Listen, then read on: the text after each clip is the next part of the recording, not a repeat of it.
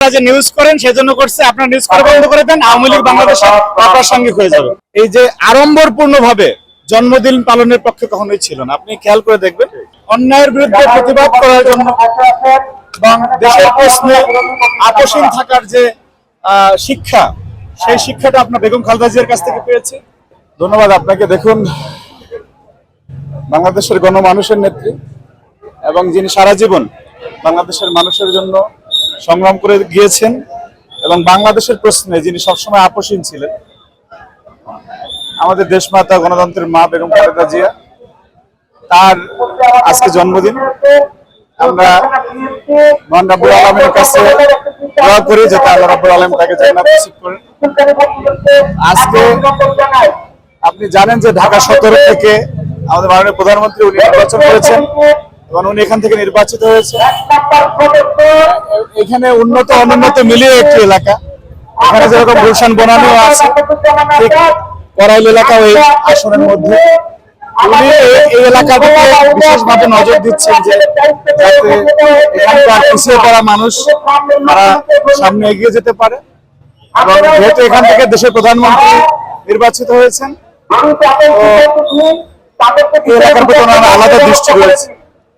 বেগম খালেদা জিয়ার মতো একজন মহিষী মহান নেত্রীর জন্মদিনে আজকে এখানে আসবেন এবং সাধারণ মানুষের জন্য যে ওনার কিছু করার যে নিরন্তর চেষ্টা, সেটারও একটি উপলক্ষ মাত্র এখানে আজকে।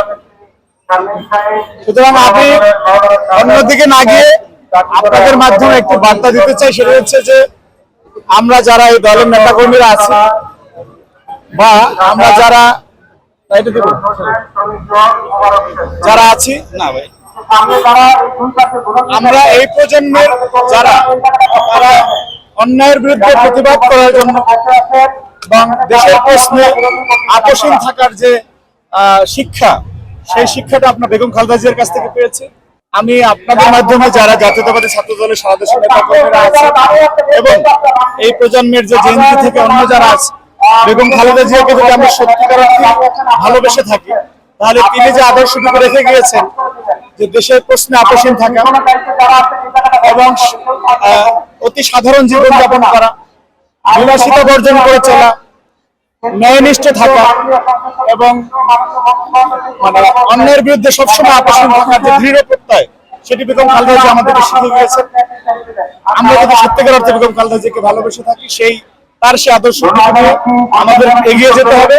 এবং যদি আমরা বেগম খালেদা জিয়ার সেই আদর্শটুকু বুকে নিয়ে আমরা জাতি হিসেবে ঐক্যবদ্ধ থাকতে পারি, আমি দৃঢ়ভাবে বিশ্বাস করি যে পৃথিবীর কোন শক্তি, কোন সাম্রাজ্যবাদী শক্তি বাংলাদেশকে কখনোই পরাজিত করতে পারবে না, কারণ আমরা জাতি হিসেবে ঐক্যবদ্ধ।